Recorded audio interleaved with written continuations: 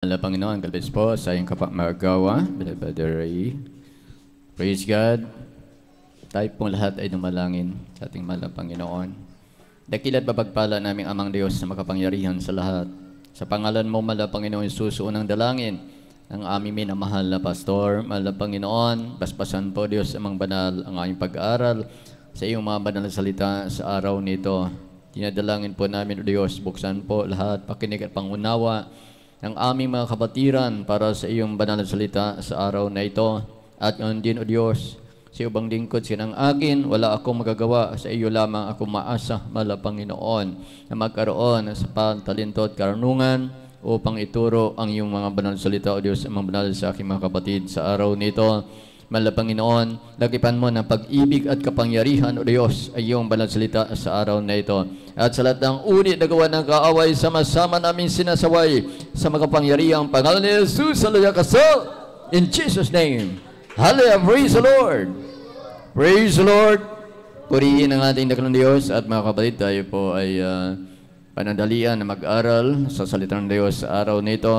At bago po ang lahat, mga kapatid, na simula na ipaabot sa ating dakilang Diyos na buhay, ang mataas na papuri at pagsamba at pagpapasalamat para sa ating pinakamamahal na Panginoong Jesus, ang dubling paggalang sa ating mga magulang, sa ating pinakamamahal na Panginoong Jesus, hallelujah, sa ating minamahal na pastor, sa mga beloved children, ang ating minamahal na pastor, at isang mabuti at magandang alaala para sa ating lahat. At tayo pong lahat, mga kapatid, ay tinuruan na isang magandang bagay o magandang halimbawa ng ating beloved assistant pastor upang tayo po ay huwag manghina, huwag tayo manglubaypay at manatili po tayo sa gawain ng ating pinakamamahal na Panginoon.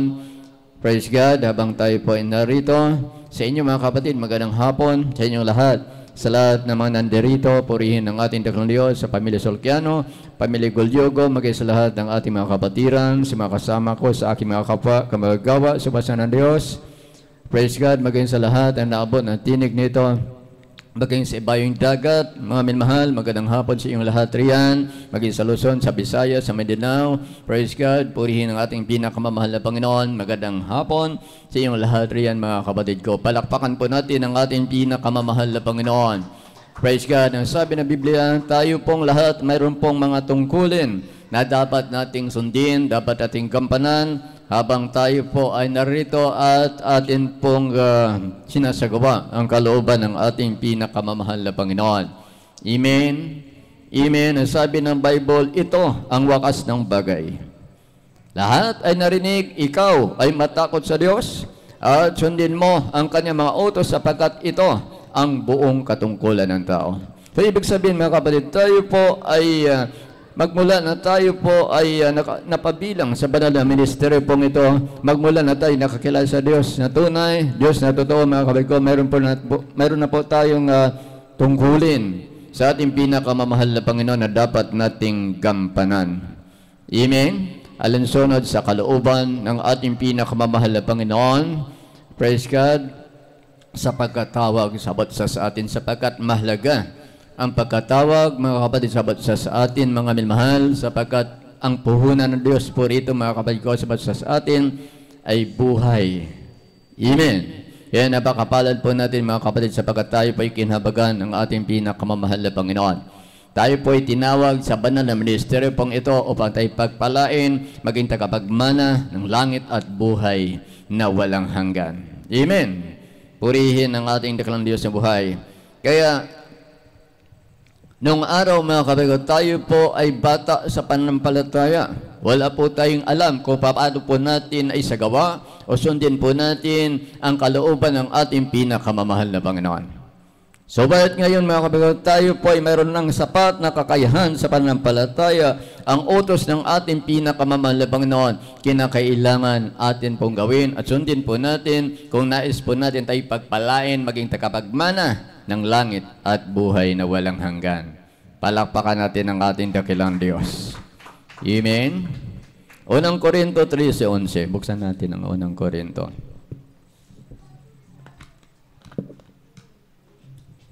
Dinabusaklan na Apostol Pablo sa unang Korinto, Kabanata 13, talata 11. Nung ako'y bata pa, ay salita akong gaya ng bata.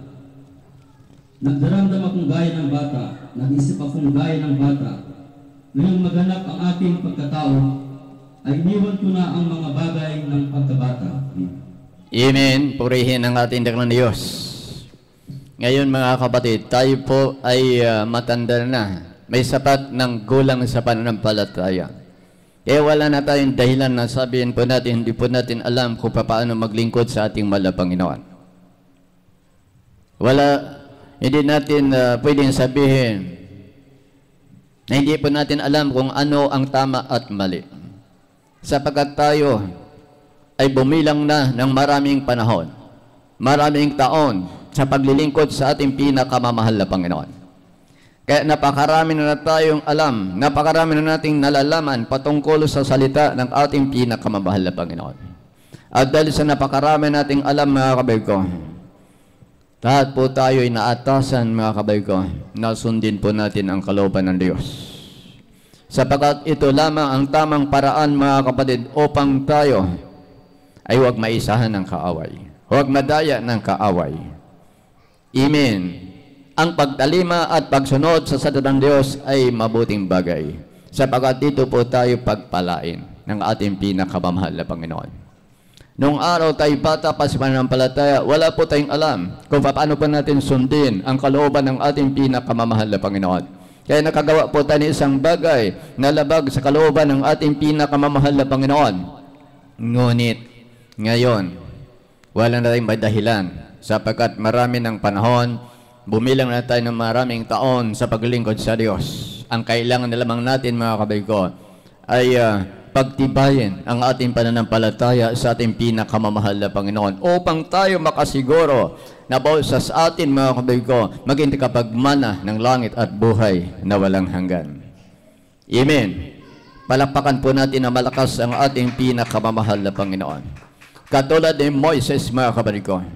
Si Moises ay ipinaglaban ang kanyang pananampalataya na hindi siya natakot sa puot ng hari. Bakit? Alam ni Moises ang kanyang ginagawa. Ito'y mabuti, ito'y kalugod-lugod sa paningin ng ating pinakamamahal na Panginoon. Amen. Kung tutusin mga kabay ko, ang lahi ni Moises ay sila po ay mga taong mayayaman. Sila po ay mga taong maraming salapi, subalit hindi yan ang tinitingnan ni Moises. Kundi ang tinitingnan ni Moises, mga kabay ko, ay yung mga bagay na sa langit, yung buhay na walang hanggan. Amen. Kaya kahit usigin siya, hamakin siya, pintasan siya, hindi siya natatakot. Maging sa hari, hindi siya natatakot dahil alam niya, mga kabay ko, na ang kanyang ginagawa ay kalugod-lugod sa paningin ng ating pinakamamahal na Panginoon. At yan din ang nais ng ating dakilang Diyos sa atin, o sigin man tayo, hamakin man tayo, pintasan man tayo mga kabay ko, huwag nating katakutan yan. Ang katakutan po natin mga kapatid na tayo po ay magkasala sa ating pinakamamahal na Panginoon. Amen? Amen. Dahil kapag tayo nagkasala sa ating dakilang Diyos mga kabay ko, at hindi tayo napapatawad ng ating pinakamamahal na Panginoon, walang ibang ibubunga yan mga kapatid ko, kundi ang kapamakan. Ang dagat-dagat ang apoy, ang impyerno na kung saan mga kapatid, yun ang sinasabi na habang buhay kang pahirapan sa apoy asupre na siyang ikalawang kamatayan. So ayan ang Diyos, at tayo mapahamak mga minamahal, kundi nais ang ating mahal na Panginoon, hanggat maari, sundin po natin, gampanan po natin ang ating matungkulin, sapagkat yun lamang ang tamang paraan mga kabigo upang tayo huwag mapahamak, kundi tayo magkaroon ng buhay na walang hanggan na ipinangako ng ating pinakamamahal na Panginoon Hesus sa bawat isa sa atin. Amen. Purihin ang ating dakilang Diyos sa buhay. Kagaya ni Moises, ipinaglaban ang kanyang pananampalataya. Kaya ang kanyang ginagawa, mga kabay, bagamat ito ay kung minsan, mga kabay, naroon ang pagsubok, pag-usig at paghamak, subalit ang Diyos naman ay nalulugod. Amen. Dahil sa pagtupad niya sa utos ng ating pinakamamahal na Panginoon. Hebreo 11, 24 hanggang 27. Dito sa aklat ng mga Hebreo, Kapitulo 11, versikulo 24 hanggang 28. Sa pananampalataya, nang lumaki na si Moses, ay tumangging siya itawag anak na babae ng Paraon. Na pinili pa ang siya itapalasanin na kasama ng bayan ng Diyos, kaysa magtamo ng nagsasikupas na kaligayahan sa pagkakasala. Na inaring malaking kayamanan ang katustaan ni Kristo kaysa mga kayamanan ng Ehipto, sapagkat ang kanyang tinititigan ay ang gantimpalang kabayaran. 27. Sa pananampalataya ay iniwan niya ang Ehipto na hindi natakot sa puot ng hari, sapagkat nagtitiyagang tulad sa nakakita niyaong di nakikita. 28. Sa pananampalataya ay itinatag niya ang Paskwa at ang paghiwisik ng dugo upang ang manglilipol sa mga pangahay ay huwag silang lipulin. Palakpakan po natin ang ating pinakamamahal na Panginoon. Kaya si Moises, mga kabago, sa magitan ng pananampalataya, mga minamahal, hindi niya tinitingnan yung mga bagay panlupa. Yung mga material na bagay, hindi niya tiningnan yan. Yung pag-usig, pagsubok, hindi niya tinitingnan. Kundi ang kanyang tinitingnan, mga kabago, yung mga bagay na hindi nakikita, yung mga bagay panlangit na pangako ng ating pinakamamahal na Panginoon. Amen. Kaya sa atin, mga kapatid, bilang mga Kristiyano, bilang mga tunay na tinawag ng ating pinakamamahal na Panginoon, nais lamang ng ating Daklang Diyos, mayroon po tayong pagkain, mayroon pong panamit masya na tayo doon, matuwa na tayo doon dahil hindi tayo tinawag ng Diyos sa pamagitan ng material na bagay. Hindi tayo tinawag ng ating mahal na Panginoon sa pamagitan ng kayamanan, kundi tinawag tayo ng Diyos sa pamagitan ng kayamanang panlangit at hindi kayamanang panlupa. Dahil ang kayamanang panlupa, mga kabel ko, ay mayroon pong hangganan, mayroon pong katapusan, mayroon pong paglalaho. Pero ang kayamanang panlangit ay walang hanggan, walang katapusan, walang pagkukupas at walang paglalaho. At yan ang inaasahan ni Moises na mangyari sa kanyang buhay. Amen? So tayo, mga kapatid, yan din ang inaasahan ng ating pinakamamahal na Panginoon. Dahil dito sa lupa, maraming mga bagay na maaring makahadlang sa ating pananampalataya. Maraming mga bagay na maaring makasira sa ating pananampalataya kung tingnan po natin ang mga bagay panlupa. Amen. Amen. Maaring madala po tayo sa material na bagay.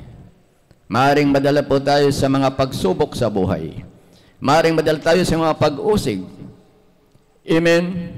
Pero kung yun ang titingnan po natin, mga kapatid, masisira ang ating pananampalataya. Sa mga Kristiyano, habang tayo po ay narito, mga kapatid ko, nakipaglaban po tayo sa dalawang bagay. Habang tayo po ay narito, mga kapatid ko, nasa panganib ang ating buhay. Kaya sikapin po natin, mga kapatid, na tayo po ay makipaglaban ng matuwid, yung naayon sa kalooban ng ating pinakamamahal na Panginoon. Huwag na nating tingnan mga bagay sa ating paligid na maaaring makasira sa ating pananampalataya. Amen? Maaaring mga makasira sa ating pananampalataya, yung kahinaan ng ating kapwa. Kung pag yan ay atin pong tinitingnan, mga kapatid ko, pati rin tayo manghihina rin. Manglulupaypay din tayo. Pero tayo, mga kapatid, wala po tayo ibang tingnan, kundi ang kabutihan ng Diyos sa ating buhay. Amen? Wala po tayong ibang titingnan kung paano po tayo pinagpapala ng Diyos. Kung paano po tayo pinaglaban ng ating pinakamamahal na Panginoon. Nung tayo pa hindi pa nababilang sa banal na ministeryo pong ito, na kung saan ang ating buhay, mga kapatid ko, na nung araw na tayo pa hindi pa tayo napabilang dito, tayo mga sakitin. Tayo po ay mga hikahos. Tayo po ay mga problemado. Ang ilan sa atin halos magpakamatay na lang sa sobrang problema.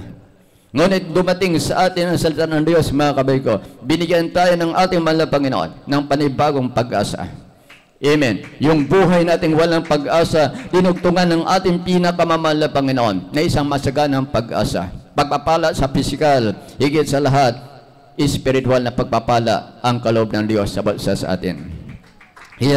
Sa balsa sa atin, nais ng ating pinakamamahal na Panginoon. Alam ang natanggap nating pagpapala mula dito sa lupa, kinakailangan pagyamanin po natin yan. Sapagkat yan ay kaloob ng Diyos sa atin upang tayo po ay magsitatag, magsitibay. Yun ang ating puhunan mga kapatid, upang tayo ay magsisipagmana ng langit at buhay na walang hanggan. Palakpakan po natin na malakas ang ating pinakamamahal na Panginoon.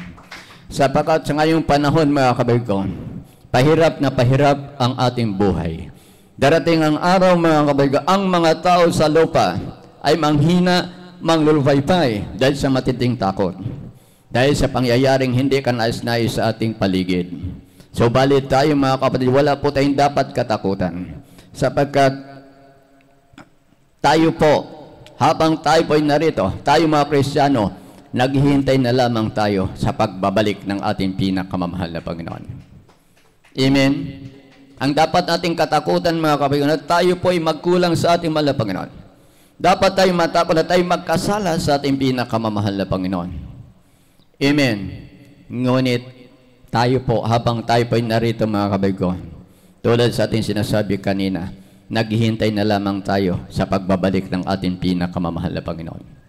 At sa pagbabalik ng ating pinakamamahal na Panginoon, isang tsak na bagay, tayo pong lahat na isang ating mahal na Panginoon, tayo po'y maratnan, na tayo po'y maiinit na naglilingkod sa ating pinakamamahal na Panginoon. At yung mga maiinit na yan, na naglilingkod sa ating pinakamamahal na Panginoon, sa mga Kristiyanong nagtitiwala, higit na nagtitiwala sa ating mahal na Panginoon, yan ang kanyang kukunin.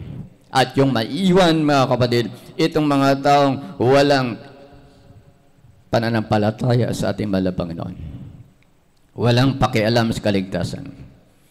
Sila ang manghihina, sila ang manglulupaypay dahil sa takot, dahil sa matinding pangyayari sa darating. Ngunit bago mangyari ang mga bagay na yan mga kapatid ko, tayo po'y pinaghanda na ng ating pinakamamahal na Panginoon.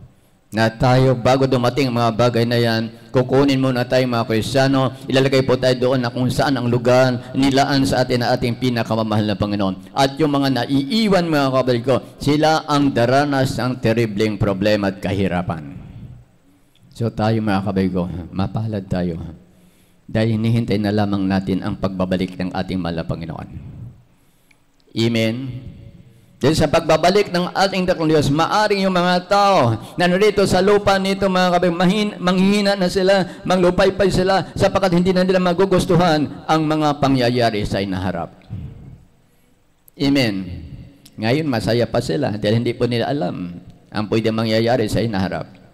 Ngunit tayo, nalalaman po natin. Kaya ito ang mga bagay na atin pong pinagsisikapang ginagawa na sinusunod po natin ng 100% ang kalooban ng ating pinakamamahal na Panginoon, sapagkat alam po natin mga kapatid, sa unang nabasa po natin mga kapatid ko, ito po ay tungkulin natin bilang mga Kristiyano upang tayo magsisipagmana ng langit at buhay na walang hanggan. Amen. Purihin ang ating dakilang Diyos. Sa Lucas 21, 26 hanggang 28. Ang Ebanghelyo ayon kay Lucas, Kapitulo 21, versikulo 26 hanggang 28. Magsisipaglubaybay ang mga tao dahil sa takot, at dahil sa paghihintay ng mga bagay na darating sa ibabaw ng sanglibutan, sapagkat maangatal ang mga kapangyarihan sa mga langit. At kung magkagayoy, makikita nila ang anak ng tao na pariritong nasa isang kalapaap na may kapangyarihan at dakilang kalwalatian. Dapat kung magpasimulang mangyari ang mga bagay na ito, ay magsastingin kayo at itaas ninyo ang iyong mga ulo sapagkat malapit na ang pagkatubos ninyo. Amen. Amen. Kaya mapalad tayo mga kapatid. Sabi rito, malapit na ang ating katubusan. Amen. Yung mga taong natatakot, ito yung mga taong hindi nakakilala sa Diyos. Ito yung mga taong walang pakialam sa salita ng ating pinakamamahal na Panginoon. Walang respeto at walang paggalang sa kapangyarihan ng ating pinakamamahal na Panginoon. Sila ang makaranas na matinding takot pagdating ng araw. Pero tayo, minamahal, hinihintay na lamang natin ang pagbabalik ng ating pinakamamahal na Panginoon. Ano ibig sabihin? Anytime, mag-rapture mga kapatid. Kaya kinakailangan bawat sa atin maging alerto po tayo. Magsipaghanda tayo habang narito po tayo. Kinakailangan huwag tayo mag-absent sa gawain ng ating pinakamamahal na Panginoon. Pagsumikapan po natin mga kapatid, na tayo po ay laging nasa kalooban ng ating pinakamamahal na Panginoon. Maraming mga hadlang sa ating paglilingkod sa ating pinakamamahal na Panginoon. Pero, kinakailan sikapin po natin na unahin lagi natin na sundin ang kalooban ng ating pinakamamahal na Panginoon. Maraming hadlang, mga pangailangan sa buhay, sa pamilya. Isa yan sa dahilan kung bakit minsan hindi tayo makapaglilingkod ng tamang paglilingkod sa ating mahal na Panginoon. Dahil sa ating pangailangan sa pamilya, sa ating mga anak, o sa tahanan. Minsan, yung mga pagsubok o pag-usig sa buhay, yung ating mga karamdaman nandoon pa. Isa yan sa dahilan naging hadlang para hindi tayo makapaglilingkod ng tamang paglilingkod sa ating pinakamamahal na Panginoon. So, bayad sa Biblia, mga kapatid, kinakailangan sikapin po natin na tayo po ay makasunod o makapasok po tayo doon sa makipot na pintuan. Dahil napakahirap, mga kapatid, ang pumasok sa makipot na pintuan. Maraming mga bagay na dapat nating isaalang-alang. Amen. Pero ito ang paraan para tayo dalisayan ang ating mahal na Panginoon. Ito ang paraan upang makita ng Diyos ang ating sinserong paglilingkod sa Kanya. Na kahit mahirap, ginagawa po natin ang kalooban ng Diyos dahil alam po natin, mga kapatid ko, na nais natin makasunod sa kalooban ng ating pinakamamahal na Panginoon. Nais natin na tayo pong lahat ay maging tagapagmana tayo ng pangako ng ating pinakamamahal na Panginoon. Ang langit o ang buhay na walang hanggan. Napakaraming mga bagay-bagay ngayon na maaaring makasira sa ating paglilingkod sa ating mahal na Panginoon. So, balit, isa lamang dapat na ipaglaban ang ating pananampalataya sa ating pinakamamahal na Panginoon. Magtapat sa lahat ng bagay. Yan ang sekreto upang tayo pagpalain para tayo huwag maiwanan sa rapture. Amen. Mateo 7:13 at 14. Ang Ebanghelyo ayon kay Mateo, Kapitulo 7, versikulo 13 hanggang 14. Kayo'y magsipasok sa makipot na pintuan, sapagkat maluwang ang pintuan at malapat ang daan patungo sa pagkapahamak, at marami ang dooy nagsipasok. 14. Sapagkat makipot ang pintuan at makitid ang daan patungo sa buhay, at kakaunti ang nangakasumpong noon. Amen. Amen. Purihin ang ating pinakamamahal na Panginoon. Kaya ngayon, mga kabago, napakahirap.